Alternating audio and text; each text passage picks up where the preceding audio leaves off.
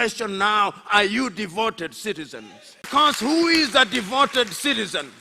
A devoted citizen is a citizen who is aware of his or her circumstances. A devoted citizen is a citizen who is going to sacrifice for the sake of this generation and generations yet to be born. This country has had devoted citizens.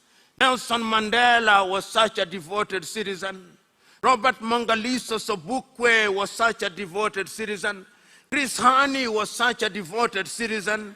And I know that there are many others who are devoted citizens. Winnie Madikizela Mandela was such a devoted citizen.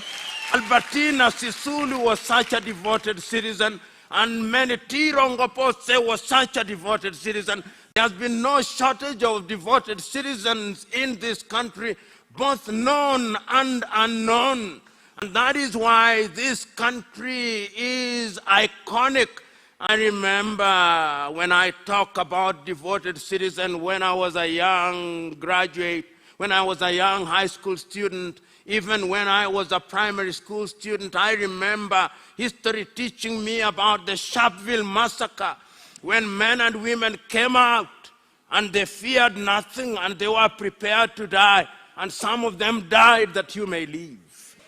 I remember in 1976, young primary school children dying that you may live.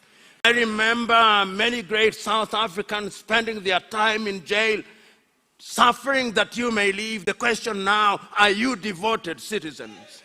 Or you have become champagne revolutionaries whose only claim to fame is that you want to eat bacon in the morning and to have caviar at lunchtime and to have lamb chops in the evening and punctuate it with wine, and then you say, behold, I'm a revolutionary. That is not revolution. Revolution is about recognizing what must be done, and that it must be done with devotion, and it must be done consistently, and it must be done in a manner that is going to save the continent of Africa.